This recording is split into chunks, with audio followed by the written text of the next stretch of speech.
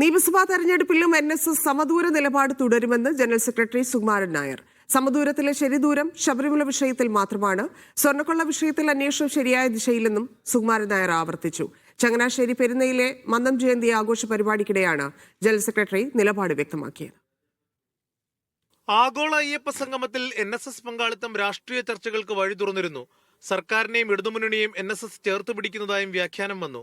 വിമർശനങ്ങൾ ഉയർന്നപ്പോഴും NSS general secretary Sukumaran Nair പിന്തിരിഞ്ഞില്ല. ശബരിമല ആചാര സംരക്ഷണത്തിൽ സർക്കാർ നയം മാറ്റിയതാണ് പിന്തുണയ്ക്കാൻ കാരണമെന്ന് സുകുമാരൻ നായർ വ്യക്തമാക്കി. സ്വർണ്ണക്കൊള്ള അന്വേഷണം ശരിയായ ദിശയിലെന്നും NSS വിലയിരുത്തുന്നു. ഇതിനിടെയാണ് തിരഞ്ഞെടുപ്പിൽ സമദൂര നിലപാട് തുടരുമെന്ന പ്രതികരണം. ശരിദൂരം ശബരിമല വിഷയത്തിൽ മാത്രമേ ഉള്ളൂ. അതിനെ രാഷ്ട്രീയമായിട്ട് കുഴയ്ക്കേണ്ട കാര്യമില്ല.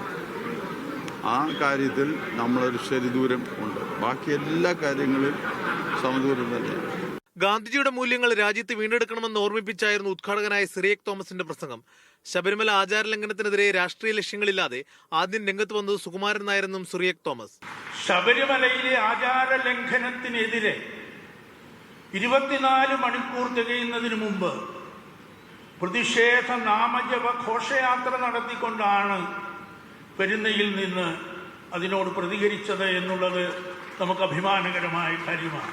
പെരുന്നയിൽ നടന്ന മന്നം ജയന്തി ആഘോഷ പരിപാടികളിൽ പ്രധാന രാഷ്ട്രീയ നേതാക്കളെത്തി. മന്നം സമാധിയിൽ പുഷ്പാർച്ചന നടത്താൻ 10,000 പെരുന്ന സന്ദർശിച്ചു. മീഡിയ 1 കോട്ടയം.